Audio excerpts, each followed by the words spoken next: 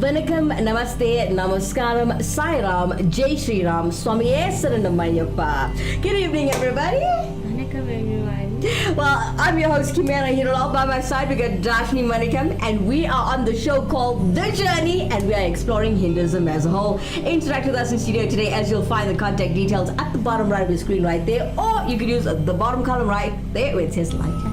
Yeah? Does it say live chat? Have you ever watched the show? Yeah, it does. So it just you have to comment. So it gives you a bar to comment. It's a black bar, right? Yeah. Okay, cool. So at least now we've got that out of the way.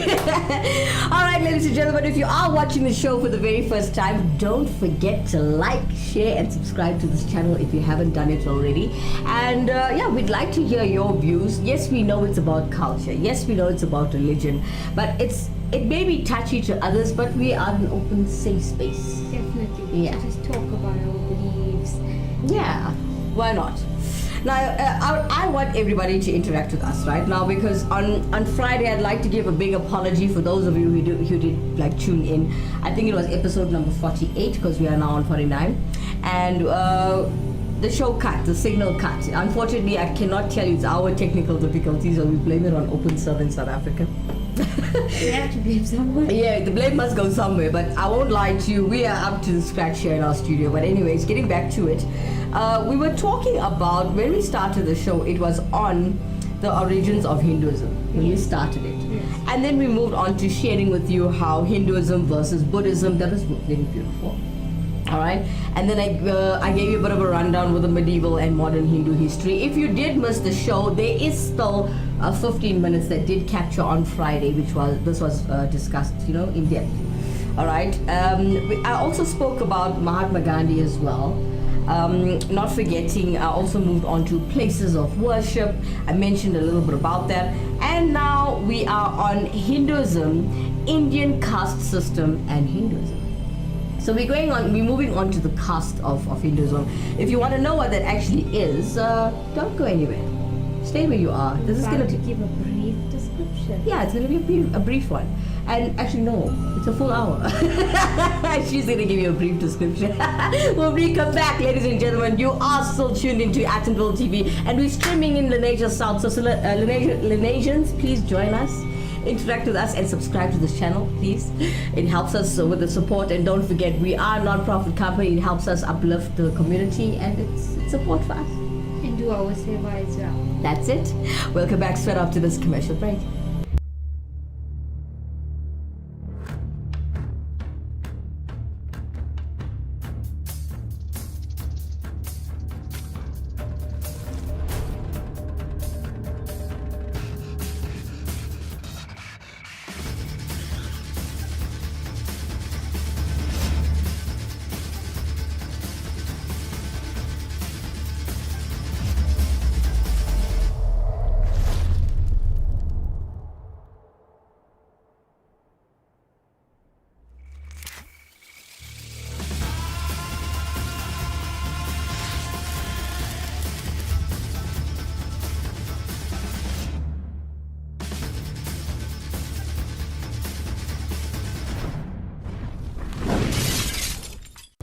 Manikam, Namaste, Namaskaram, Sairam, Jai Shri Ram, Swami Saranam. Welcome back, everybody. If you just joined us, we are talking about Hinduism, Indian caste system, and Hinduism. Now, let's talk a bit about that. Do you know anything about the caste system? You feel free to say no, even if you don't. I think I have a great idea of it. Well, in the sense of like watching Indian movies. Okay. And also, like say with language barrier, I know there's always a caste when it comes to language. Okay. Especially in India, and I think it still does happen today. I'm not very sure about that. We're gonna get into it now. Okay, so guys, let's jump into it. Let's see what everybody in London's beliefs. Now, you notice something. In every country, there's different beliefs and different ways of explaining certain things. No, definitely. I think we've kind of got the grip of that listening to other people from other countries on our show and how they have learned things or their idea of things. How they do things. Different, definitely. But what I like is that it comes down to the same. The same thing that you want to get done is basically praise God, right?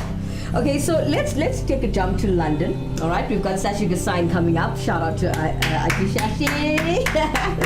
All right, so she's gonna explain to you what the Hindu caste system actually is. Check out.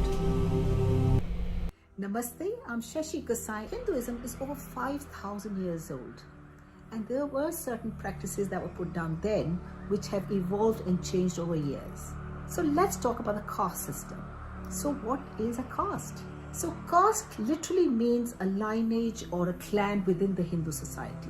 It's a hereditary division of the Indian society based on occupations. There were 4 main castes. The first one was Brahmins, which is considered the highest caste, traditionally priests and teachers, and now hold key positions in science and government. The second one was Kshatriyas, which is a military class and now mainly landowners. Vaishyas, which was a trade and the merchants, agriculturals and artisans. And then the lowest was the Shudra class or the scheduled class, and these were occupations ritually impure involving waste. And even today they do suffer the most against discrimination and mistreatment. But let's look at further. The main castes were further divided into 3,000 castes or jatis and 25,000 subcastes based on specific occupations.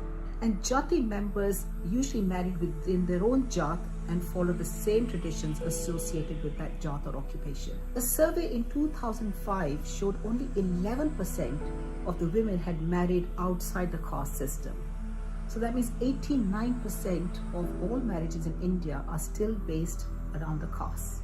So let's look at it further. Members of the higher caste have a greater social status than members of the lower caste. Indian law now prohibits discrimination by caste, and although caste remains of great significance in the local level, and especially in relation to marriages, it's actually illegal to discriminate, and strong laws have been passed against it. But do you know, even in Europe, there was a social system similar to the caste system up until the 17th century, until the Industrial Revolution. The European society consisted of landed elite, which is the royalty and the titled gentry, which is still maintained today. They had the merchants and artisans based upon occupation. There's no public education system, and each generation learned at home the family occupation. Then there were the farmers, and then there were the peasants, which were the working class. In Sikhism, Guru Nanak, together with the other Sikhs, Sikh gurus, also denounced the hierarchy of the caste system. However, till today, it's just as prevalent in Sikhism as it is in Hinduism. It's still not common to marry outside their own caste system. So look at the caste system in the Sikh society. First of all, they have the Jats, who are the farmers, and they make up the bulk of the numbers in the Sikh caste. Then they have the Khatri class, which is shopkeepers and business people. Then there's a Ramghariya, which is the carpenters. Then there's the Aluwaliyas, which are the wine distillers and also shopkeepers. They have the Lubana caste, which is to do with transportation and carriers. They have the Majbi class, which is the menial workers, originally were untouchables, but they were known for their bravery. And the British recruited 12,000 Majbi Sikh soldiers during the 1857 mutiny to fight against the indigenous Sikhs and Hindus. And the British called these the martial race. Then you have the Marasis, who are the entertainers. and Gujars, who are the cow herders, and then there are other Sikh groups, for example, Afghan tribals and Rajput Sikhs or Sindhi Sikhs, who are entity on their own right. So the caste system does prevail even in the Sikh society. Now let's go on to the caste system in Pakistan. Even amongst the Muslim community, caste system is rife, and it is determined at birth. The landowners or zamindars are considered the highest caste, followed by the carpenters, weavers, and then marasis and entertainers. They also have the untouchable class called the chamars. Mixed marriages are absolutely banned, and there are honor killings when somebody tries to go across their caste to marry outside. So the caste system exists everywhere in some form or the other. But the Hindus have been stigmatized with it because it was actually one of the first religions. So why is the caste system going so strong when we're all against it and want to oppose it? Well, one of the reasons is arranged marriages. When one is looking for a partner, or the parents are looking for a partner, they tend to look within their own community because they know what the defines of the expectations will be. It'll be easier for them to find the right partners with similar backgrounds. So that is the reason the caste system has carried on, because we're looking for partners in our own sphere, in our own community. Even in the West, where the caste system has broken down, I think there's only about 10% that marry within the caste system. When you have crossed marriages between, say, an Indian and an English person, they still tend to find the partners either in university or in their jobs, which means people who've got similar backgrounds. They might have different religious beliefs, but as far as the status is concerned and their way of thinking is concerned, they still find somebody within their own sphere. Although Hindus are based on the caste system, it's rife, and it's very unfair for people to just point the fingers to Hindus. It is everywhere, and I think we need to address that situation. But just goes to show there is discrimination throughout the world, and modern Hindus are totally opposed to the caste system. Even matrimonial sites, for example, Shadi.com, tend to categorize people according to the caste, their jobs, and when one is searching, they're looking for similar castes and jobs, and even the internet now is doing matrimony according to the specific needs of the person, according to their own beliefs and their status. And something that you just cannot get away from. So unless the whole marriage system breaks down and people look at it a lot more in an outward situation, the discrimination within societies will carry on. Although all human beings, even modern Hindus, are totally opposed to it, but it's one of those that's going to take centuries to get rid of. So that's the caste system, and I hope you've understood a little bit more about why it's prevalent not only in Hindus but across all Asian communities, and how we can perhaps look in the future to address the situation. Shashi Gusai all the way in London telling us about the caste system in Hinduism. What's your take on this? Everything she explained, and okay, let's hear what you know before you go in depth of what Shashi is actually saying. Auntie Shashi, sorry. I feel like she does, like, whatever knowledge I kind of know. Yes. She also explained it in her own way. Okay. So, like, let's give an example of something that I understand and she also comprehended. What? So, say a girl. So she comes, I think this is a common one, where she would come from a village where they're high caste, whether it's in religion aspects, but their caste is higher, meaning they're more rich, they own farms and whatever. Yeah. And she would meet a boy who lives in the same, I would say, area, but comes from a lower caste. So yeah, that's true. He's not as rich. And then when they come together, the girl's family always has a problem and would question, why would you have to meet someone from a lower caste? Yes. So that's one aspect of caste. Okay. So what's your take on it? To be honest, I never knew what caste was. really. But in one aspect, because I'm sure you. But I know with in the Hindu society already, there's always a problem when it comes to a relationship and families or in-laws. Yes. You know what I mean? So another one is this is a common one. Sorry for interrupting you. It's okay.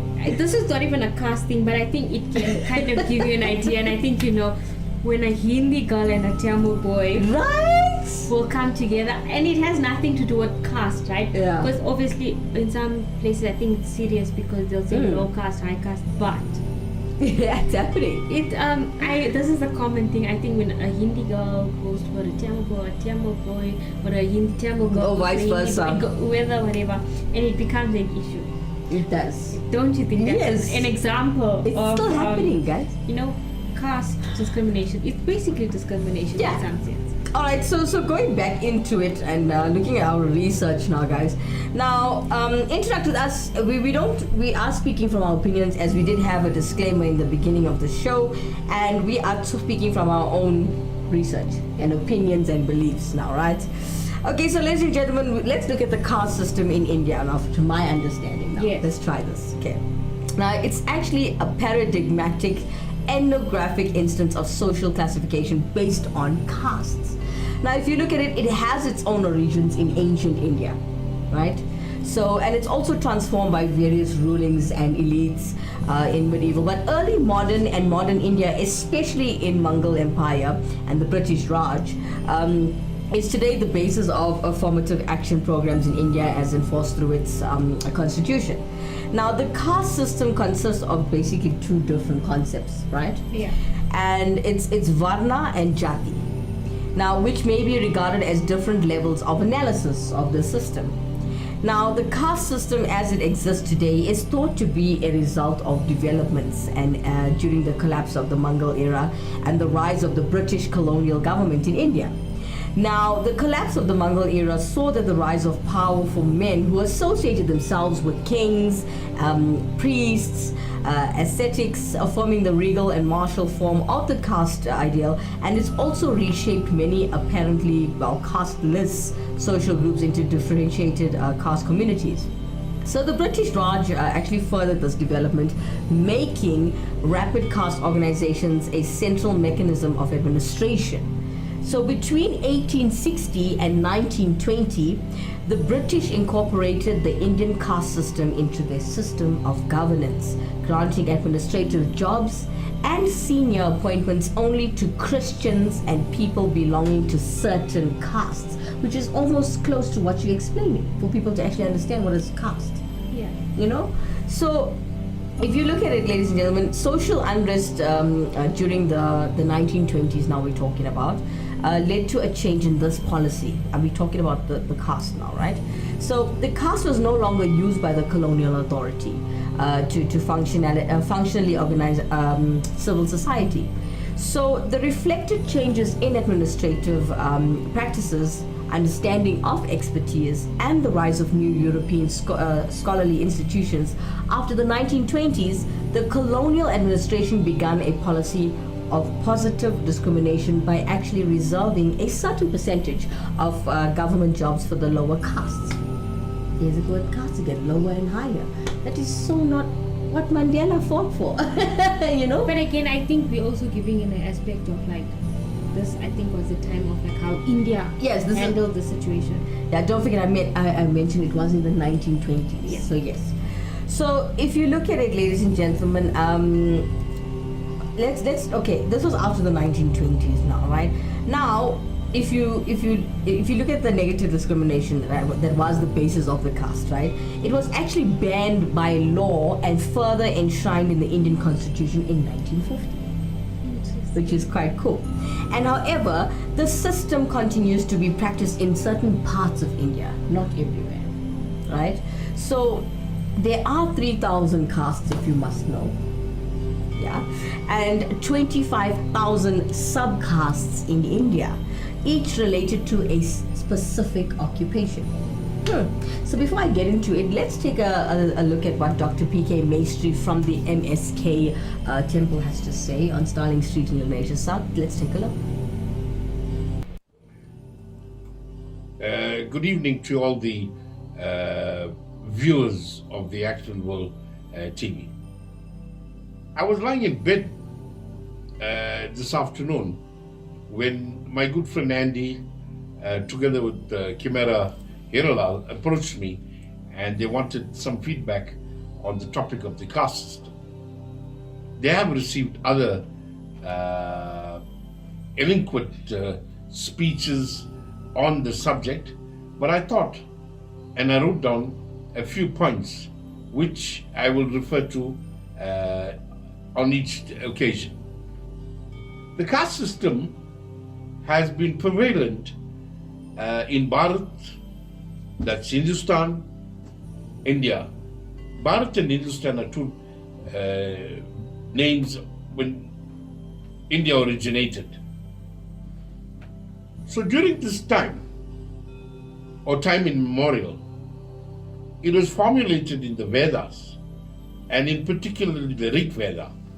The Rig Veda recently received a correspondence from the South African Hindu Mahasabha, wherein the Rig Veda promotes Brahmanism and says to the populace, we're talking about South Africa, how they should be paid and how we should serve the priests that are recorded in the Rig Veda.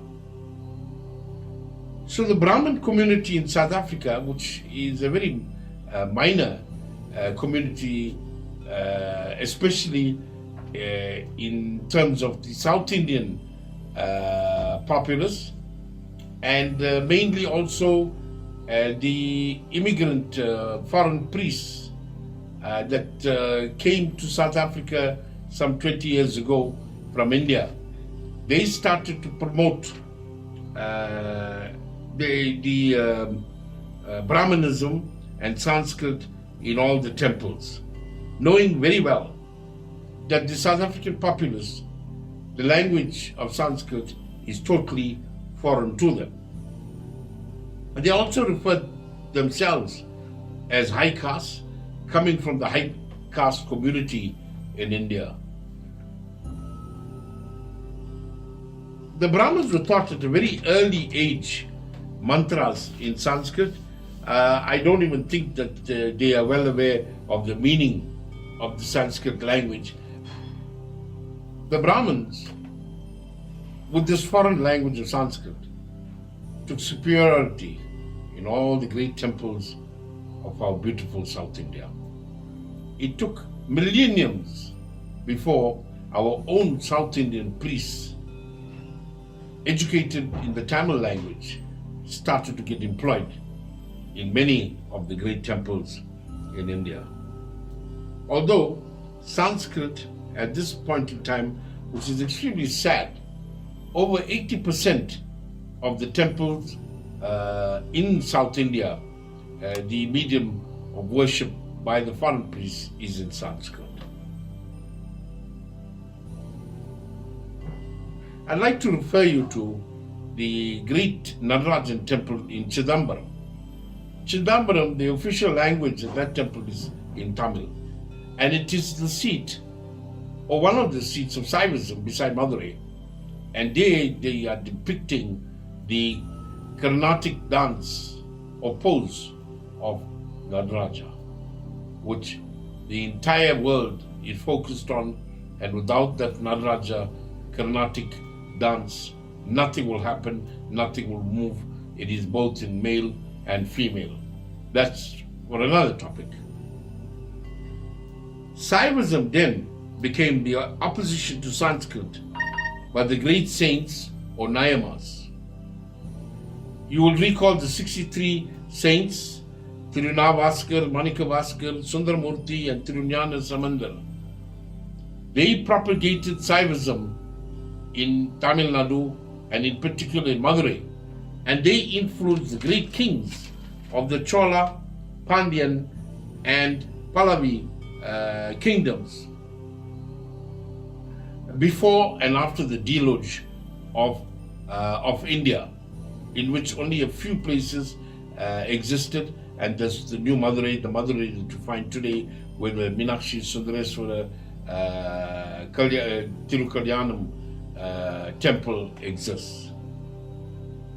What is very interesting is, what is the definition of high caste? This is what is important for our viewers here tonight.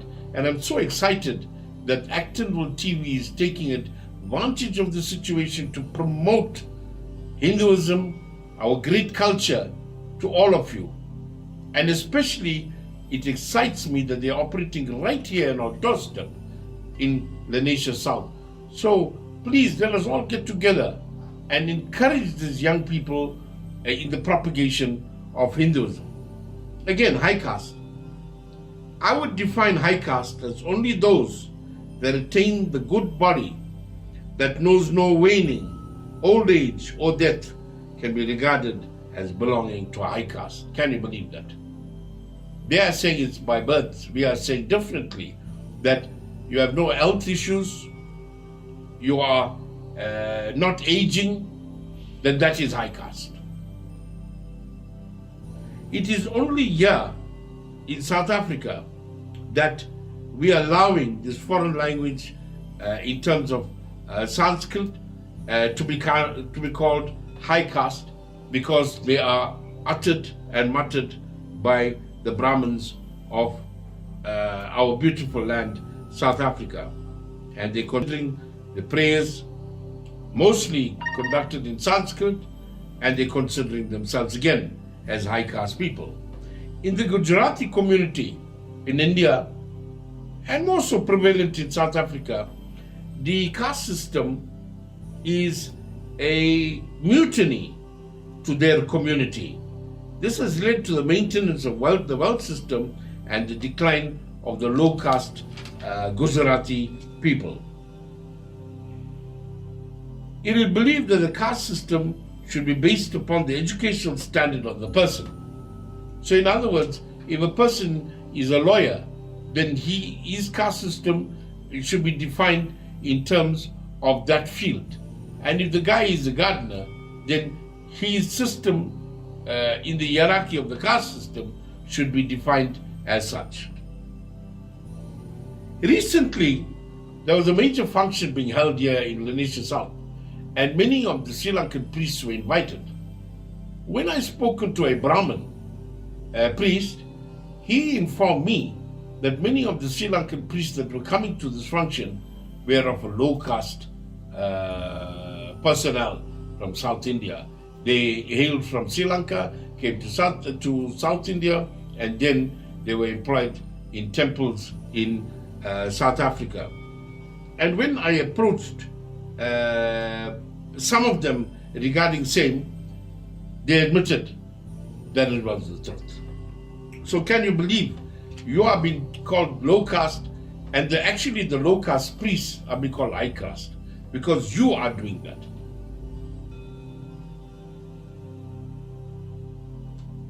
We also further degraded in the caste system by Sri Lankan priests, and now I see the Indian priests of Brahmin descent are also degrading us in terms of, if you noticed, if we die, our burial system is different from the Brahmin system. If we get married, then our system is different from the Brahmin system. For example, in the Tamil system, we are using the tali, which is the yellow string with the gold emblem on it. They don't do that. The high caste Brahmins, their wives would normally wear a Mangal Sutra with black and gold beads in it. Now, is this right? They will greet themselves with rice instead of flowers. Flowers are only meant for the gods. But they are not correcting the system in South Africa because they're treating us as low caste. In the South Indian system in South Africa, there is no such thing as a low caste or a high caste. What has happened during the 18th settlers or 1860 indentured laborers arriving in South Africa, what has happened here is when we were registered, they used the caste names of people like Naidu, Modlin, Naik, Naika, Govender, Mudliar. As such, in the villages in India, these were caste names. So they brought those caste names. So when you say you're a Govender, they would say you're in a certain category of the caste system, that is the village in India, but that's not prevalent in the South African system.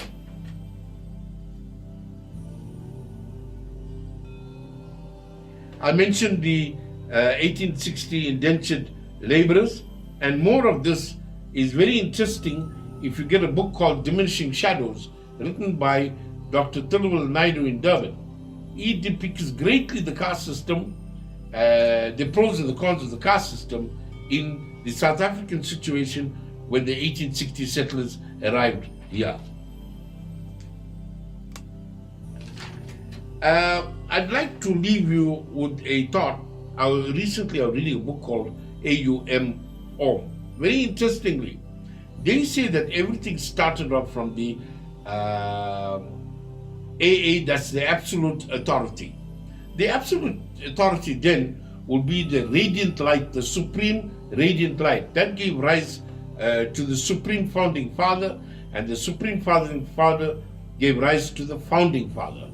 From there, 108 seeds were developed, which then multiplied and multiplied and multiplied, and that's where we are today, billions of people. So in the 108 seeds, they were 100% soul. The purity of the soul was 100%. Today, the purity of the soul is lying at 2%.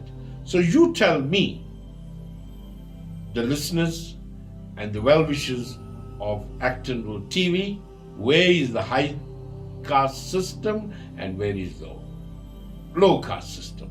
And I thank you.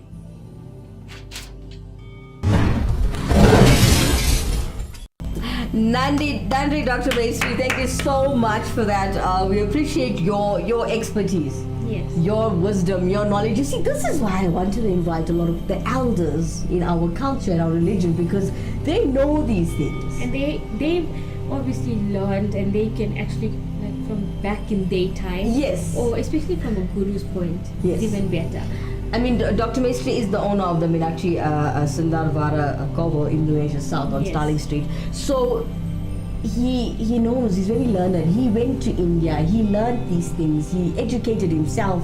So thank you so much, Dr. P.K. Maestri from the MSK Temple in Indonesia South. Thank you so much for joining us, and thank you for explaining and telling us about the caste system in Hinduism. Thank you very, very much. So, okay, I grasped a lot from that. It's quite similar to what we explained and what we researched. So, thank God it was correct. But don't go anywhere. We're still talking about the caste system in Hinduism. We'll come back straight after this commercial break. The ultimate accessory, the latest shiny thing, mesmerized. Trying to keep up, but never getting ahead in an endless cycle of spending. In this world of constant upgrades, do you want a bank that takes your money, or a bank that takes your money seriously?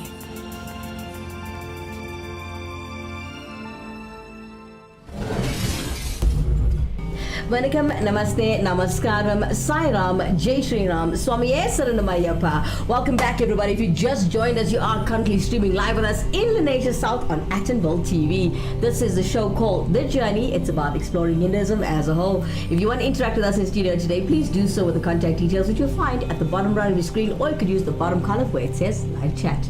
Now, getting back to it before we cut to commercial, Dr. P.K. Maestri mentioned about what the caste system is actually about in Hinduism. Yeah. And you explained your take, I explained mine, but there's a lot more to it than that. There is. There's subcategories. As I mentioned, there's 25,000. Yeah. So I don't think I was like very learned about how exactly the caste system works in India. There's no shame in that. I think I just had the tip of the iceberg. Yeah. Like an idea of what I have heard or what I've seen on TV. Right. But coming from someone who actually knows Yes. it, I think I have more of an in-depth idea. But we could carry on with the show for a year, because there's 3,000 different castes and 25,000 different subcastes in India. So this could take the whole year. It can possibly. But we'll try to put it in a nutshell in a couple of shows. I don't think this is good. This is going to be part 1 of the caste show. Okay, so if we can put it into one show, thank you so much again, Dr. P.K. Maestri from the MSK and Starling Street. Okay, so let's look at the caste-based differences, right? Since I mentioned that there's 3,000 now.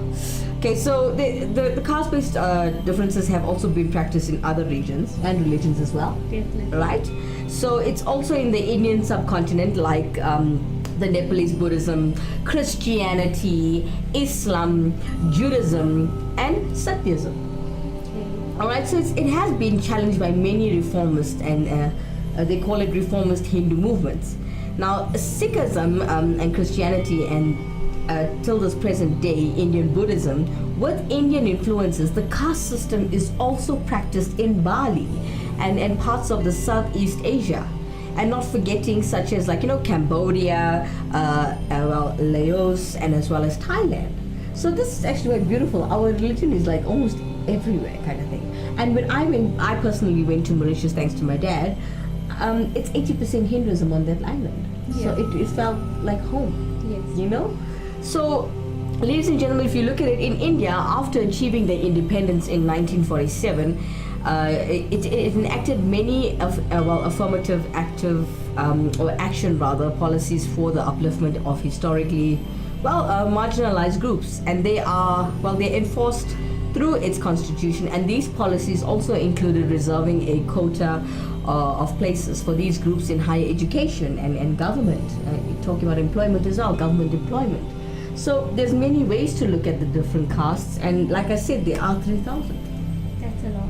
I think in the end of the day, to my understanding again, Yes. I feel it always comes to the end of how caste comes about the people who feel the word, hierarchy. Yes. So, You're the bottom of the food chain. Yeah. So I feel like that's where it starts. It's like if you have that title Yes. somewhere, or like example. It's like the stages. Yes. So like one thing I think Dr. mentioned is something about the Brahmins, right? Okay.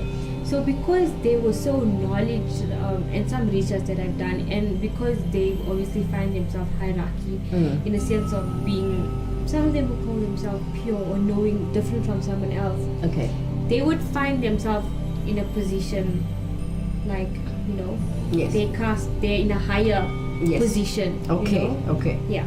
All right. So thank you for that. Now, before we carry on with the show, we don't want you guys to fall asleep. Let's keep that with a little bit of entertainment this evening. Let's show you guys something coming all the way from Devon. We got Yavani Naidu with Vibhuti Sandanana. Sandanane. Sorry guys, check it out.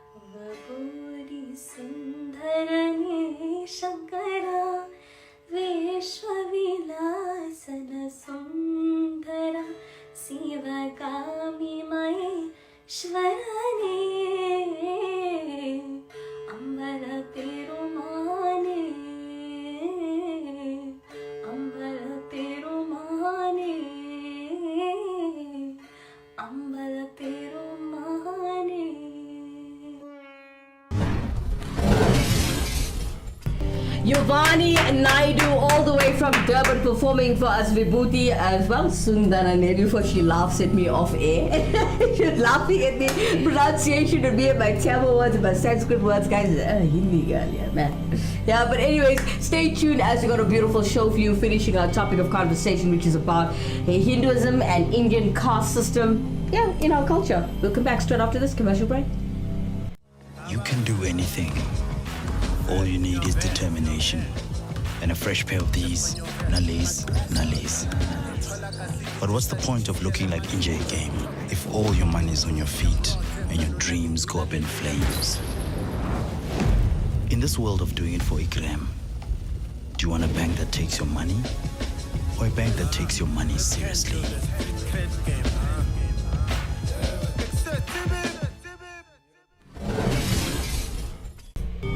Manikam, Namaste, Namaskaram, Sai Ram, Jai Shri Ram, Swami Mayappa. Welcome back, everybody. If you just joined us, you are still tuned into Actonville TV, and we're currently streaming in the nation south.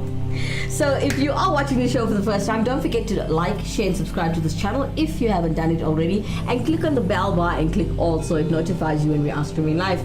You are watching The Journey Show. It's about exploring Hinduism as a whole. And if you want to interact with us in studio today, please do so with the WhatsApp contact details that you'll find in the corner of the screen. And you can use the bottom column where it says live chat. Okay, so before we cut to commercial, we had such a beautiful song. We did. Oh my god, if you're late and you just tuned in, just scroll back. I know you can rewind. Yeah, you can. On YouTube. If you are watching it from YouTube or Facebook or wherever. Okay, but anyways, guys, we were talking about the caste system in Hinduism, right? So let's take a dip into the definitions and the concepts for people like me. Okay, yeah. So, like, remember, I mean, yes, I'm Hindu, but there's a lot of things that I truly don't know. And if you look at Dr. P.K. Maestri, when I see him again, I'm going to have to ask him, can you please make sure when you're explaining things to explain it in a way as if you were talking to a little baby. You know, because I also want the Christians and the Muslims to even understand, if they do give our show time of day, I would like them to also learn about our culture as how we learn about theirs. No, definitely. It'll be fun and it'll be interesting and it'll be a better way of teaching, I think. Okay, so looking at the definitions of and concepts of the caste system, guys. Now remember I mentioned the Varna and the Jati in the beginning, and the caste, we spoke about that. Now Varna meaning type. Varna means like the type, the order, the color, or even the class. We spoke about this, I think, just before we start the show. We did. So if you look at it, it's at the framework of grouping people into different classes. And I mean, Dashnee did a very good job at explaining to you guys, you know, how the classes work. Yeah. And I think this one now, I think it kind of, you explaining what Varna means. Yes. So what my original understanding was. Be honest, yeah, so of like with color and the type. So I also have some knowledge of like in India. Right. Well, I'm not too sure if I don't have information of if it happened in South Africa with Indians, but I do know. Yeah, for sure. Like, I had to. With color. Okay. Especially with Indian community, I feel like color plays a big role. What you talking about? The other day my mother was like, yes, I'm golden pearl, you're getting so black in the sun. I see. And even like a woman in India, and I watch a lot of videos recently going on social media where they try to uplift women for their skin color, because being an Indian, you have brown skin, and then you get the fair caste, and then you get the brown skin caste. And I think that's another aspect of caste where they will be treated differently according. No, we're trying to encourage like that there shouldn't be any discrimination. Man, I'm just saying, if you are dark skinned and you're not happy with yourself, and you need to love yourself. So okay, that's another thing, is because they were treated that way, they would have no choice but to not like how they look because of the way that they treated. So I don't think nobody exactly would say, okay, I don't like my skin, but somebody made you feel that way to not like yourself. So this day, I feel in the modern world, it's kind of different. They try to uplift women. I get that. A darker kind, or not dark skin, but like it's sort of a brown. They call it brown skin. Okay, so let's talk about this now. Okay, we're talking about the people in the grouping into different classes and all of that, right? Yeah. Now, if you first use the Vedic Indian society, it's referred frequently in the ancient Indian texts, right? Yeah. So there are 4 classes, right? There are the Brahmins. We spoke about that. We spoke about it, right?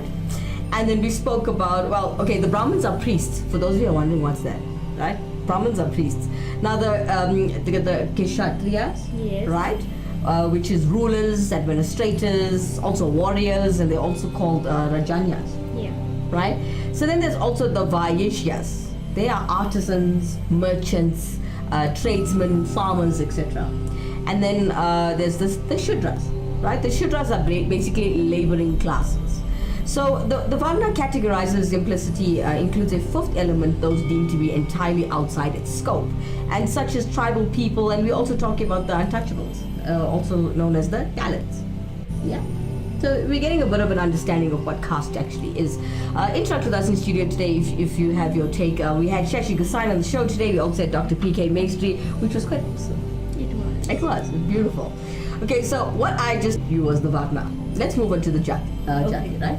So the Jati is basically, it's in ancient text, right? So Jati actually means birth, guys, right?